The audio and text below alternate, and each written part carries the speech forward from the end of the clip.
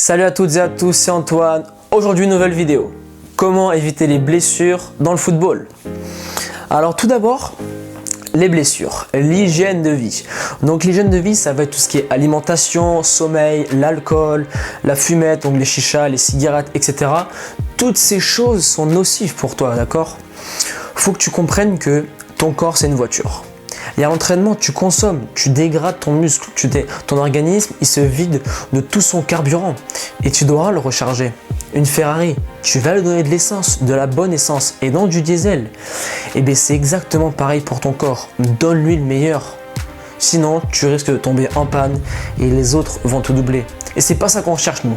Nous, ce qu'on veut, c'est durer toute la saison, ne pas se blesser, avoir une bonne hygiène de vie. Mais bien évidemment, une fois par semaine, tu peux t'autoriser à un repas plaisir. Dit cheat meal. Ok. Donc, deuxième point, ça va être l'entraînement invisible. Alors, l'entraînement invisible, je sais que tu as déjà entendu ce terme. Donc, c'est très simple. C'est tout ce que les autres ne voient pas. Et ça rejoint un peu l'hygiène de vie. Toujours une bouteille d'eau à portée de main. Que tu sois collégien, lycéen, à ton travail, ou même si tu es footballeur professionnel, toujours quelque chose à boire à côté de toi, et de l'eau de préférence. Après des boissons de récupération, si ton corps en a besoin au niveau de la complémentation alimentaire. Ok, donc l'entraînement invisible, le sommeil, donc ça rejoint un peu l'hygiène de vie. Mais bien évidemment, comme tu le sais, il faut bien s'étirer avant de dormir le soir. Toujours, voilà, l'entraînement invisible. Le football, ça ne s'arrête pas sur le carré vert. C'est avant et c'est après. C'est une continuité, c'est un style de vie, un lifestyle. D'accord? Troisième point, le renforcement musculaire. Ah là, tu vas me dire, Antoine, comment éviter les blessures avec le renforcement musculaire? Eh bien justement, tu vas chercher à te renforcer, à renforcer tes tendons et à renforcer tes muscles. Tout ce qui va être luxation, tu réduis ces risques-là. Tout ce qui va être élongation, déchirure, tu réduis ces risques-là. Bien évidemment, si tu n'es pas dans le surentraînement et si tu es cadré et tu sais ce que tu fais à travers ce renforcement. Ok? Donc après le renforcement, on a connaître son corps. Ah oui. Donc pour éviter les blessures, il faut connaître son corps. Lorsque tu as énormément de courbatures, vous avez eu un match sur un terrain gras, voilà, tu sens que tu as mal aux jambes, tu n'es pas dedans et le coach, dès lundi, il va entamer une grosse séance. Et tu sais très bien qu'à travers cette grosse séance, tu as des risques, voilà, de courbatures, d'insister sur les courbatures que tu as.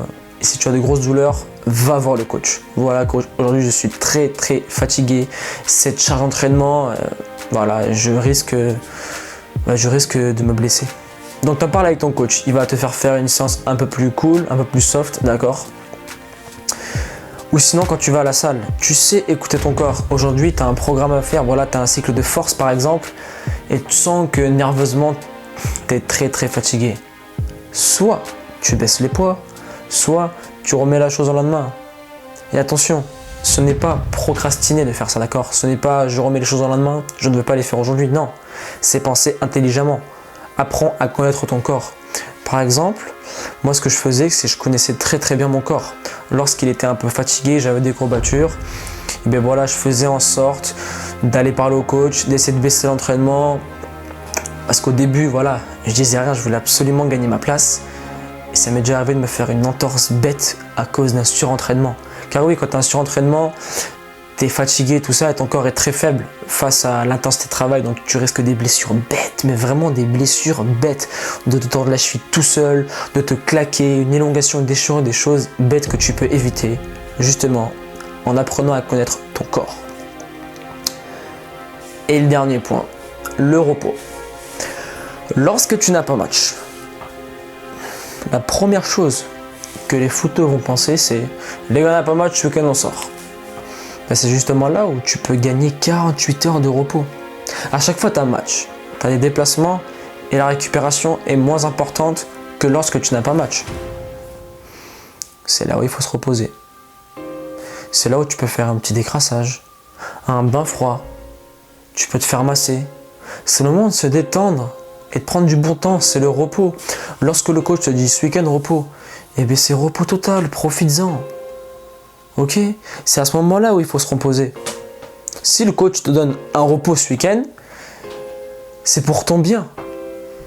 C'est parce que tu en as besoin, d'accord? Tu n'es pas une machine, ton corps il a besoin de se reposer. Enchaîner les matchs, oh, au bout d'un moment, ton corps il va dire stop et tu vas te blesser. Donc sois intelligent, anticipe la blessure et écoute ton coach, repose-toi. Ok? Donc voilà, on va récapituler tous les points. Donc tu auras d'abord l'hygiène de vie avec ton alimentation, le sommeil, etc. Ben voilà, faut être bien droit, faut donner de l'essence et non du diesel à une Ferrari. Deuxième point, l'entraînement invisible. Voilà, tout le temps une bouteille d'eau sur toi. Troisième point, le renforcement musculaire. Quatrième point, la connaissance de son corps.